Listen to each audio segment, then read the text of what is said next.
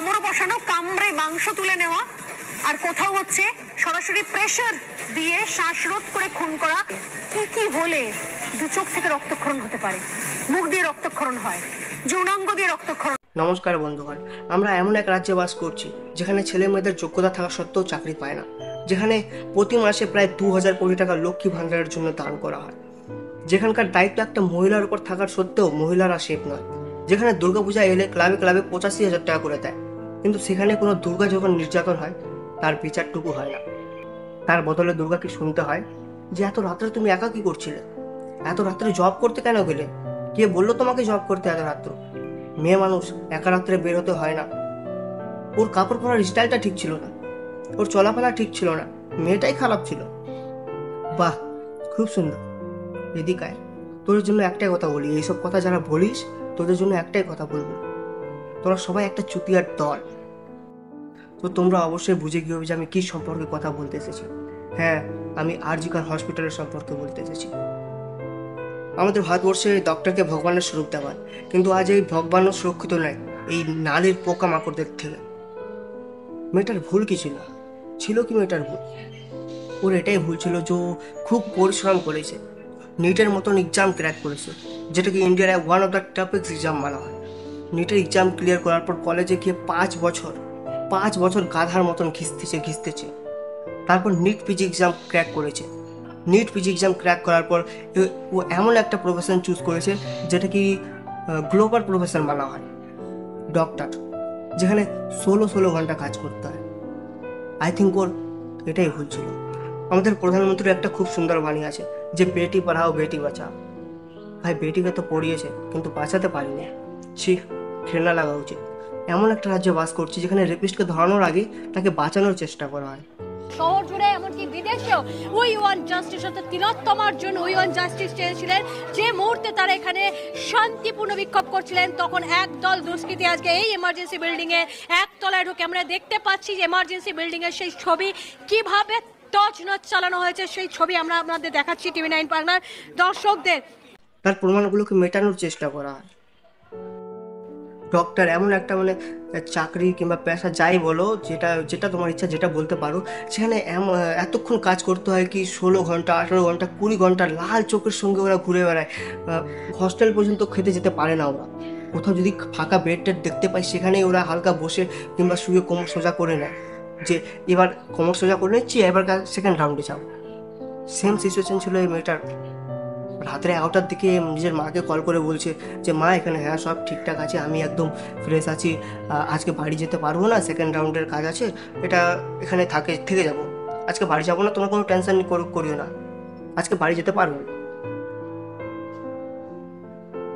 তো মাও বাড়িতে ভাবছে কোনো ব্যাপার না, আমার মেয়ে ভালোই কাজ করছে, হসপিটালে আছে, লোকেদের প্রাণ বাঁচাচ্ছে, সেখানে আবার কি, অনেক ভালো কাজ করছে, লোকেদের প্রাণ বাঁচানোর চেষ্টা করছে আমার মেয়ে। রাত্রে 2টার সময় সে খাবার খেতে বসলো। বুঝতে পারছো, রাত্রে 2টার সময় কোনো মানুষ খাবার খাচ্ছে, এর ওর উপরে কত চাপ হবে। আর ভাই, এরা ভাবে যে রাউন্ড নিচ্ছে, এখন কোথাও একটা ফাঁকা বেড দেখতে পাই, কোথাও ফাঁকা চেয়ার দেখতে পাই, একটু বসে কোমর সোজা করে নি। প্রায় রাত্রে 3টার দিকে একটা সেমিনার রুম, পাশে একটা সেমিনার রুম ছিল, সেখানে দেখতে পারলো একটা বেড ফাঁকা আছে, তো সেখানে যে একটু ঘুমিয়ে গেলো। আর সে বুঝতে পারেনি যে সেই ঘুমানোটা তার আজকে শেষ ঘুমানো হবে। রাত 3টার দিকে যখন সবাই, পুরো দেশ ঘুমাচ্ছে, পুরো পশ্চিমবঙ্গ ঘুমাচ্ছে, সব মানুষজন ঘুমাচ্ছে, তখন ওই মেয়েটার সঙ্গে ওই কাণ্ড হলো। আমি বলতে চাই না কি হয়েছে, সেটা তোমরা অবশ্যই নিউজে শুনেবে যে কীভাবে 90 ডিগ্রি অ্যাঙ্গেলে তার পা বেঁকানো ছিল, কীভাবে তার চোখের মধ্যে চশমার যে গুঁড়োগুলো সেটা ঢুকানো ছিল, তারপর কীভাবে তাকে দেওয়ালের সঙ্গে ঘষতে মারা হয়েছে। আমি সেটা বলতে চাই না, কারণ এটা সব জায়গায় বলা হচ্ছে, তোমরা অবশ্যই শুনে হবে। একদিকে এই মেয়েটার সঙ্গে এরকম ঘটনা ঘটছে, আর অন্যদিকে আমরা বলি যে মেয়েরা ডক্টর হোক, বিজনেস অ্যানালাইটিক্স, ইঞ্জিনিয়ার, এইসব হোক। কী করে হবে? এই জন্য হবে, এই দিন দেখার জন্য হবে? ভাই, চলে যা, তোরা চলে যা আবার ওই সতীযুগে, কলিযুগে আসতে হবে না তাদের, চলে যা সতীযুগে। মেয়েরা বাড়িতে বসে থাকবে, বাড়ির থেকে বের হবে না, সেই যুগে চলে যা। দেখো, এরকম একটা বড় দেশ যেখানে এরকম ঘটনা ঘটবে, স্বাভাবিক ব্যাপার ঘটবেই, এটাকে শেষ করা যাবে না। আই থিঙ্ক শেষ হতে অনেক সময় লেগে যাবে, আর শেষ নাও হতে পারে, কিন্তু একে কমানোর উপায় আছে। কি করা হয় আমাদের ভারতবর্ষে? রেপিস্টকে ধরে নেওয়া হয়, ধরে কি করে নিয়ে যায়, জেলে রাখে 3 বছর, 4 বছর, 5 বছর, হায়েস্ট কি করে ফাঁসি দেয়। তার থেকে কি হয়, অন্য যারা রেপিস্ট আছে তারা ভাবে আরে ভাই 3 বছরে তো জেল আছে, জেল আজকে একটা মেয়েকে রেপ করে দিই, 3 বছর পর আবার ঘুরে চলে আসবো। কেন? এটা কি এটা কি ঠিক? জেল থেকে আবার ঘুরে চলে আসলো, আবার এসে কোনো মেয়েকে রেপ করবে। এদের ফাঁসিও দেওয়া উচিত না ভাই। যেভাবে একটা মেয়েকে রেপ করার সময়, যেভাবে মেয়েটার রেপের সময় যত কষ্ট পেয়েছে, সেই কষ্ট এদের দেওয়া উচিত। রাস্তার মাঝখানে নিয়ে এসে এদের ব্লেড দিয়ে কেটে কোনোদিন লবণ আর লঙ্কার গুঁড়া ভরা উচিত। রড জানো তো, রড গরম করে এদের পুরুষঙ্গের উপর দিয়ে দেওয়া উচিত। নালে ভাই কমবে না, এইসব কমবে না। আজ ওর সঙ্গে হয়েছে, আজ তোমার সঙ্গে হতে পারে, তোমার বোনের সঙ্গে হতে পারে, কমবে না এইসব।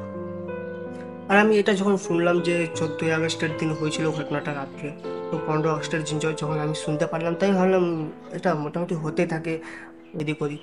তো আমি তখন আমার মনে এত খেয়াল আসেনি, কিন্তু আমাদের যে মুখ্যমন্ত্রী তার মুখ থেকে যে আমি বাণীটা শুনলাম, উচ্চমানের বাণী, সেটা শুনে আমি থাকতে পারিনি। আমি ভাবলাম যে না, ভিডিও বানাতেই হবে। আমাদের মুখ্যমন্ত্রী এরকম কথা কি করে বলতে পারে? হ্যাঁ, শোনো সে বাণীটা, শোনো। মেয়েটি তো আর ফিরে আসবে না। ওর নামে যদি আপনারা কিছু করতে চান করতে পারেন, যা টাকা লাগবে আমি দেব। হ্যাঁ, আমরা 10 লক্ষ টাকা তো দিতেই পারি পরিবারকে। এটা শুনে আমার কি মনে হচ্ছে জানো? একটা স্কলারশিপ লঞ্চ হলো, যেটা বলছে যে এসো রেপ করিয়ে 10 লক্ষ টাকা নিয়ে যাও। পারা তোদের মতন মুখ্যমন্ত্রী না আমার এটা। হ্যাঁ, বলিনি। এবার কিছু টিএমসির চামচা আছে যারা বলবে যে এর মধ্যে মুখ্যমন্ত্রীর কোনো দোষ নেই, মুখ্যমন্ত্রী তোদের বাবা মাকে একটু সান্ত্বনা দেওয়ার জন্য বললো। আরে বোকাচোদা, এদিকে শোন। তোদের টিএমসি দ্বারা চালানো যে পুলিশ প্রশাসন, তারা কি করছে? রেপিস্টকে করছে না, তারা তো সোশ্যাল মিডিয়ায় যে দিচ্ছে, সোশ্যাল মিডিয়ায় যারা পোস্ট করছে তাদের খুঁজছে, তাদের প্রতি রিপোর্ট জারি করছে, তাদেরকে নোটিশের উপর নোটিশ পাঠাচ্ছে, একে নোটিশ, ওকে নোটিশ। যে ভাই তুই এই কথা কেন বললি, তুই কেন বললি, তুই এটা বলে দিলি, তুই ওরকম। তোদের কি টিএমসির পুলিশ প্রশাসনের এটাই কাজ? হ্যাঁ না, বল তুই আমাকে একবার, তোর পুলিশ প্রশাসনের এটাই কাজ? আর এই যে নেতাগুলো আছে যারা ভোটের সময় যে ভোট নিতে আসে, তারা তো এখন দেখা যাচ্ছে না, একটাও দেখা যাচ্ছে না। কোথায় তারা?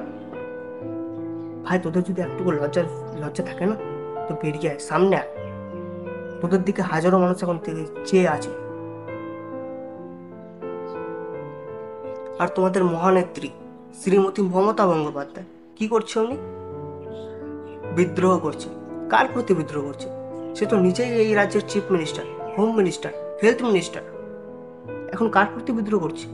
মানুষজন তো ওর দিকে আছে যে ও কিছু করবে, আর ও নিজেই বিদ্রোহ করতে রাস্তাতে নেমে গেছে। কার প্রতি বিদ্রোহ করছে? মমতা ব্যানার্জির প্রতি বিদ্রোহ করছে। হ্যাঁ, কার কাছে যাবে বিদ্রোহ করতেও?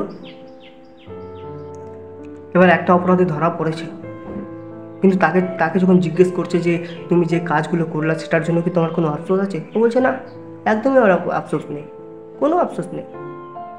কেন এসে বলছে? কারণ ও জানে যে কী হবে, বেশি হবে 3 বছরের জেল হবে, 4 বছরের জেল হবে, হায়েস্ট হতে পারে ফাঁসি হতে পারে, তার থেকে বেশি কিছু হবে না। একটা কঠোর শাস্তি যেটা বলে সেটা পাবে না, সেটা পাবে না। ওই আগেকার যুগে ঠিক ছিল, আমি ইতিহাস অত জানি না, কিন্তু ইতিহাসে দেখেছি কিংবা পড়েছি যে আগের যুগে একটা লোহার গরু কিংবা মহিষ বানিয়ে তার ভিতরে একটা লোককে ঢোকাই দিত আর বাইরে থেকে আগুন লাগিয়ে দিত, কিংবা দুদিকে কোনো টানার বস্তু ধরে দুদিকে মানুষের হাতে বেঁধে দিত আর তাকে ধরে টানতো, শরীরের বিভিন্ন অঙ্গে খিল ঠুকতো। এগুলোই শাস্তি ঠিক ছিল। এখনকার বাঙালি আর বুদ্ধিমান নেই, ছিল সেটা ইতিহাসে বাঙালিদের একটা না, এখনকার নেই। এখনকার বাঙালিদের যে 1000 টাকা লক্ষ্মী ভাণ্ডার দেয় না, সেটা এখন 1500 যদি করে দেয় তো এখনই সবাই ভুলে যাবে যে কী ঘটনা ঘটলো, সবাই ভুলে যাবে, কারো মনে থাকবে না যে কী ঘটলো। সন্দেশখালী ঘটনার সম্পর্কে কারো মনে আছে? এখন মনে করালাম, ছিল না। কি হয়েছিল ওখানে জানো? এই যে 500 থেকে যে 1000 করলো, আগে লক্ষ্মী ভাণ্ডার 500 ছিল না, এখন 1000 দিচ্ছে, এর জন্যই দিচ্ছে। ভুলে গেল, 500 বাদলেই ভুলে গেল, আবার 500 বাড়িয়ে দেব, আবার ভুলে যাবে সব, কোনো কিছু হবে না। ভাই টিএমসির যত কালা কারনামা আছে না, সব কটা লিস্ট আছে আমার কাছে, এক একটা করে। একবার বলো তোমরা, এই ভিডিওটা যে আমি বানাচ্ছি আজকে, এটা যদি আমার ভিডিওতে সেরকম ভিউ যায় না, যদি এই ভিডিওতে একটা ভালো ভিউ চলে যায়, তোমরা যদি শেয়ার করে করে ভালো ভিউ পৌঁছাতে পারো, তাহলে আমি টিএমসির একটা যে লিস্ট আছে না আমার কাছে, সেটা আমি বের করে দিতে পারবো। মনে আছে সন্দেশখালীর ঘটনা কী হচ্ছিল ওখানে? বাড়িতে এসে ভালো সুন্দরী মেয়ে কিংবা সুন্দরী বৌমাকে দেখে টিএমসি অফিসে ডাকা হচ্ছিল। একটা রিলস ভাইরালও হয়েছিল, যেখানে মহিলারা বলছিল যে ডাকা হচ্ছে টিএমসি অফিসে। হয়তো তোমরা দেখেছো রিলসটা, নিউজ দেখোনি কিন্তু রিলসটা তো অবশ্যই দেখে হবে, আই থিঙ্ক। মনে আছে এই ঘটনাটা? না, এরকম অবস্থা টিএমসি অফিসে। দেখো ভাই, এখন ডিজিটালি যুগ, সবার দ্বারা কলকাতাতে যেয়ে বিদ্রোহ করা সম্ভব হবে না, কিন্তু এখান থেকে বসে তোমরা আওয়াজ উঠাতে পারবে। আজ ওর সঙ্গে হয়েছে, কাল হতে পারে তোমার সঙ্গে হবে, তুমি যদি একটা মেয়ে হও। হতে পারে তুমি একটা ছেলে আছো, তো তোমার বোনের সঙ্গে হবে, তোমার মায়ের সঙ্গে হতে পারে, তোমার বৌদির সঙ্গে হতে পারে, তোমার বান্ধবীর সঙ্গে হতে পারে, তোমার গার্লফ্রেন্ডের সঙ্গে হতে পারে, কারো সঙ্গে হতে পারে। আওয়াজ না উঠালে হবে না, একদমই না। তো তোমরা যত পারো আমার ভিডিওটাকে শেয়ার করে সবার কাছে মেসেজটা পাঠাও যে আর নয়, 2026-এ টিএমসি আর নয়, চাই না আমাদের 1000 টাকা, চাই না।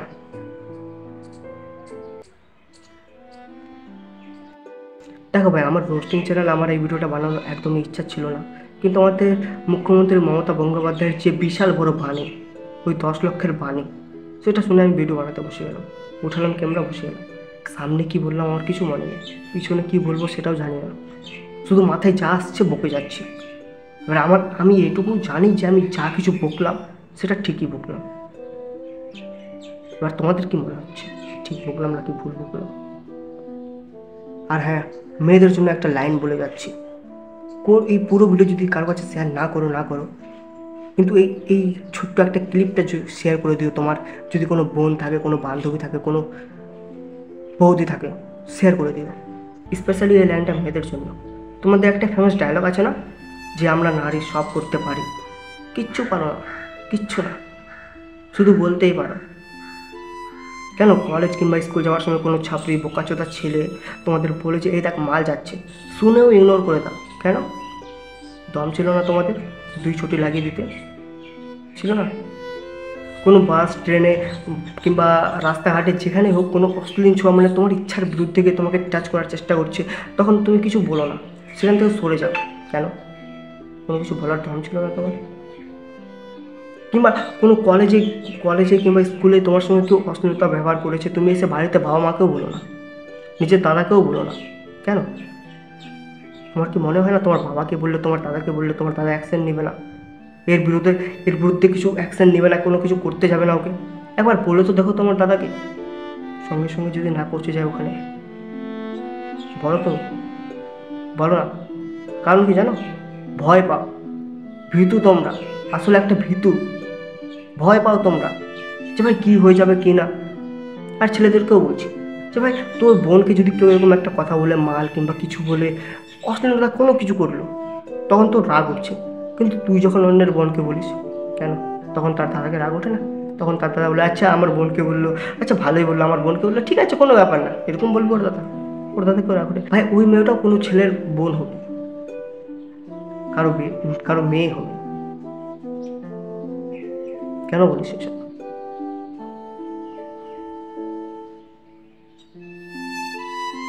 আর না,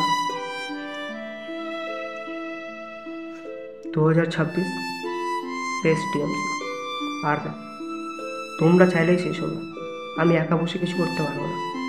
যত পারো ভিডিওটাকে শেয়ার করো আর কমেন্ট বক্সে লেখো 2026 শেষ, আর নয়, আর নয়,